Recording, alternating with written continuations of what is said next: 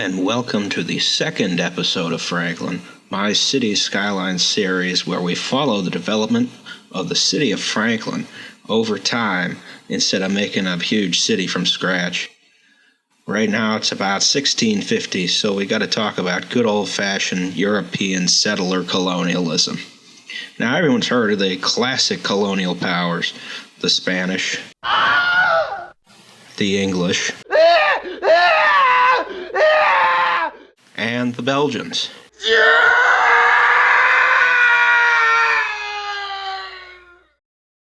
European colonizers committed what was basically genocide to the vast majority of native peoples in the New World. They saw the land as unspoiled wilderness to be conquered and subjugated, and saw native peoples as part of that wilderness. This was primarily in pursuit of profit and profit alone. We will get to that soon. Our colonies will be based on those of New Sweden, the Swedish settlements in the mid-Atlantic, which existed from about 1638 to 1655 when the Dutch conquered them. However, this is a fictional series about a fictional city, so our fictionalized New Sweden will be called the colony of New Norway. Today we'll be building 3 forts and trading posts called Fort Hans, Fort Jens, and Fort Sven. Now, astute and knowledgeable viewers will note that Norway did not exist at this time. It was the Kingdom of Denmark and Norway. But we're going to ignore that since this is a fictional program full of fictional events. So what do you see right now on the screen in front of you is me building Fort Sven. Fort Sven is the main settlement in the area. It's a simple bastion fort designed to eliminate dead spots. Dead spots being spots on a defensive rampart where defenders cannot hit attackers. Those were more common with circular fortifications, which were more common in the medieval times. So these are more commonly associated with large earthen and stone forts, which we'll build in a later episode. But today's fort is built with palisades. Those are those large wooden stakes you're looking at right now. These are more for power projection against other colonial powers in the area than to defend against the Lenape Native Americans whose settlements we built in the previous episode. Of course, they're not designed to defend against the Lenape because, or they weren't used to defend against the Lenape because New Norway never quite got into the genocide portion of colonization before itself being colonized by other colonial powers. But anyway, need to build out the rest of this settlement. So what I'm building here are some agricultural fields. Now, some of these would have been European grains and crops like barley, wheat, some vegetables, alfalfa, which we use for hay. But of course we have a new crop as well, which is maize, which we usually call corn, which was originally grown by native cultures in Mexico in around 9000 BC. A lot of colonizers had an irrational belief that maize was unhealthy compared to European grains.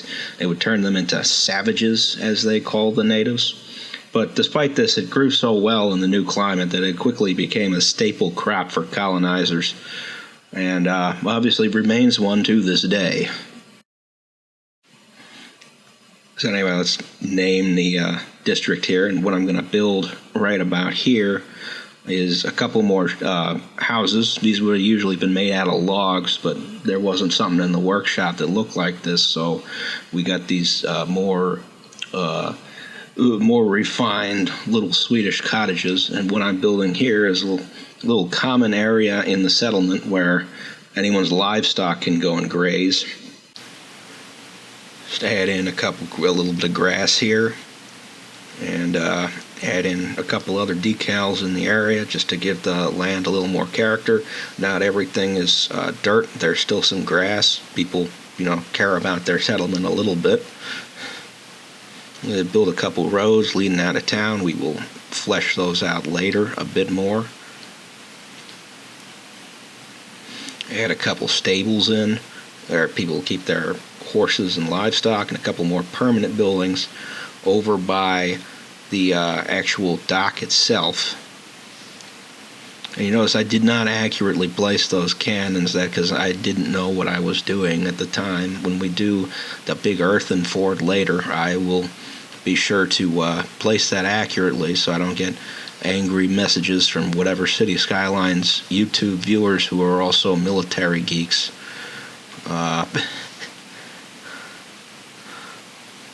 Just put down a few more houses here. Basically, I'm going to be fleshing out this settlement and then moving on to the next one, which is going to be similar but smaller. And in the meantime, while I'm doing that, what we're going to do is we will talk about the economic system that underpinned European settler colonialism. That is, of course, mercantilism. So mercantilism was an economic system which arose in between feudalism and modern capitalism. There was no coherent contemporary mercantilist school of thought during this period. It was independent actors that came up with their own economic policies, but mostly they stemmed from a similar philosophy. All trade is a zero-sum game. That is to say, in each trade, someone wins and someone loses. NAFTA is the worst trade deal maybe ever signed anywhere, but certainly ever signed in this country. And now, or at best, both break even. Mercantilism then requires a series of policies to make sure your country is on the winning side of every trade every time. These typically included high tariffs on imported goods, forbidding colonies from trading with other nations, complete bans on the export of gold or silver, economically oppressing workers, that is, ensuring wages never rise above bare subsistence levels, and policies that ensure all raw materials in a nation should be put into productive use in that nation. International trade should be limited as much as possible to higher value finished goods rather than trade of raw materials. Now, this was the result of an economic situation very different from today. Fiat currency did not exist at the time. That is, currency which is based on a government promise rather than based on gold or silver bullion. So in order to increase the money supply in a country had to actually physically increase the amount of pure strain Ron Paul gold owned by its citizens. So this is why gold and silver exports were banned or discouraged as much as possible, as any export led to a decrease in the money supply available to the citizens of a country. In addition, major restrictions on trade were enforced to advantage local merchants over foreign ones. Chief example of this was the Staple Port, which is a privileged city, usually on a river, where all passing ships were required to stop, unload, and present all goods for sale to the local population for a predetermined time defined by law before reloading and going on its way. Now, this could easily add 5 days to a journey, which exponentially increased the amount of time and money spent shipping goods. So this and the fact that colonies were prohibited typically from trading with anyone other than their parent nation were major reasons why smuggling and piracy were major concerns in the mercantilist era. We will talk more about smuggling and piracy in a future episode. It's the cool kind of piracy with the boats, not the boring kind on the internet. The economic oppression of workers was also an essential feature of the mercantilist system. Workers who were paid well could, of course, afford to occasionally stop working and have some recreational time. Sit around, have a beer, watch football, I don't know. But that, of course, reduces productivity and therefore the wealth of a nation. A mercantilist would call you lazy if you were only working 14 hours a day. Therefore, bare subsistence wages, but as I say, enough for you to get something to eat and maybe have a roof over your head, not a good roof over your head, were considered the most rational pay scale for farmers, miners, and other workers who extracted raw materials from nature, to ensure that they were working from dawn till dusk, 7 days a week, maximizing wealth generated for everyone in the nation, except, of course, for themselves. Which leads us to the function of colonies under the mercantilist system. They expanded the amount of land and thus the amount of resources available to a nation, thereby increasing its wealth. So the colonies we're building right now exist for one reason: to export goods and wealth to the colonial power, which in this case is Norway. These trading posts that we're building now trade clothing, tools, weapons, and of course beads for raw materials which the Lenape tribe are able to provide, like beaver pelts and other animal skins which are unavailable in Europe. And they also are probably growing and exporting a new cash crop, tobacco.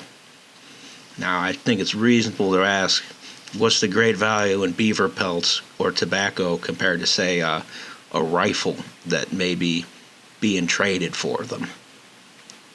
The answer is in the transportation costs. A beaver pelt is worth a lot more with the cost of transporting it to Europe factor in. Now, of course, even now, real fur is fairly expensive. But imagine if it also had to spend 6 weeks to 3 months on a boat crossing the Atlantic. And of course, it being 1650 or so, there's no real safety features on these boats. There's no guarantee it actually makes it to port. You know, a lot of these boats sank. But once shipped, if they made it, these furs could be manufactured into more sophisticated goods, like clothing, and then traded to other countries. The added-in value from long-distance transportation and skilled labor, fur clothing from the colonies could fetch a sizable price in the few open markets left in Europe. Furthermore, of course, tobacco simply wouldn't grow in most of Europe, but Europeans were developing smoking habits regardless, so a market for that was created. Now, what we're building here, and this is the second fort I am building right now, this is Fort Jens, is a representation of the earliest stage of mercantilist colonization. Frequently, the colonial power at this stage would actually seek the blessing of local tribes and build their trading posts. And initially, the trading relationships were largely amicable and even mutually beneficial. But of course, the mercantilist system explicitly rejects the concept of any trade deal being mutually beneficial. So we shall see how this relation is going to change in future episodes. So we're going to try something a little different here. I'm going to talk without a script for a bit. What I'm doing here is I'm enclosing some of the fields and I'm adding a district name. So we know this is Fort Jens. Now we've copied over some vegetation from elsewhere in the map so I can get that sort of unspoiled wilderness theme. Fill in with some more trees where I don't want to copy it over again. Add in some random vegetation everywhere, because not everywhere is perfectly manicured grass, despite what the game wants you to think. A little bit more here, sort of tidy up the coastline, make it look like a rocky shore.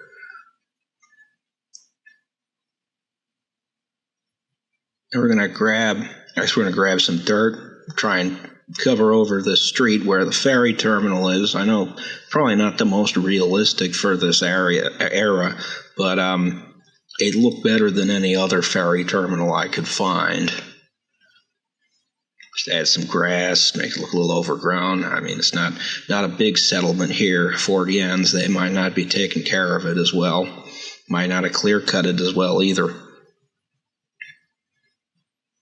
And I think in a moment I'm going to grab some boats here, some little rowboats. You would have seen me place them earlier while I was talking about economics. These boats are for rowing out to where a big tall ship would be out in the river. And that's how you move all your goods and stuff out from the town into the boat because it can't really come up to shore that well. They had some barrels and some crates and some carts. Wish there was a nice horse and cart somewhere on the workshop that I could have, running around. But there isn't, so we're just not going to have any kind of vehicular traffic for a while in this series. Now we're going to start our final settlement. It's just a little trading post. No one even really lives here. It's called Fort Hans.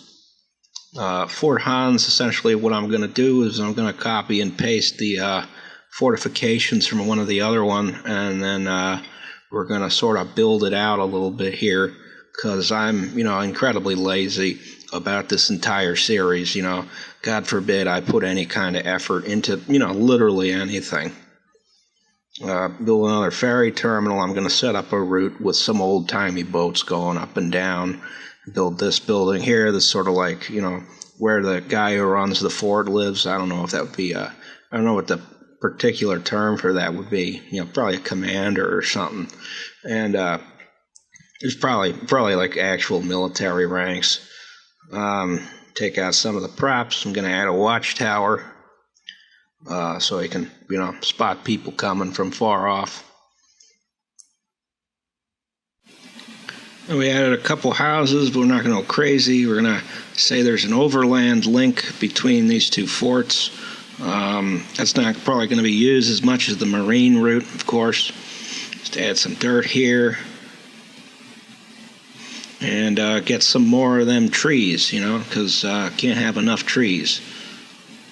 Anyway, I want to conclude by talking about the modern implications of mercantilist economics. Now, most of mercantilism has been dispensed with. We have free markets and free trade today, of course. But its effects are still present, especially in the aforementioned economic oppression of workers, especially of those who are essential to the functioning of our economy. And I'm talking about those folks who work the hardest. I'm talking about migrant farmers, talking about warehouse workers, retail workers, teachers and adjunct professors, nurses, social workers, janitors, and so on. In fact, it seems that the harder your job and the more social and economic utility it has, the less you get paid, especially in non-union fields. Now, this doesn't make sense under the meritocratic system that we have now, or that we at least think we have now, but under a mercantilist system it makes perfect sense. Those whose jobs mean the most to society and to the economy have to be kept in a economically precarious situation to ensure they keep long hours and thus maximize their productivity. Now, this is obviously in reality preposterous. Folks burn out after spending 8 hours down in the spreadsheet mines or on the JavaScript farm, let alone doing backbreaking physical labor or heart-wrenching emotional labor. And this is why mercantilism was always a fundamentally broken system, one which produced huge numbers of trade wars, which frequently escalated into actual shooting wars. It enriched the few at the expense of the many, and its effects are still being felt to this day. Now, we will discuss some of these themes more thoroughly in the next episode, including mercantilism's effect on urban development, where we will talk about English colonialism and finally found the actual city of Franklin. Anyway, on to the cinematics.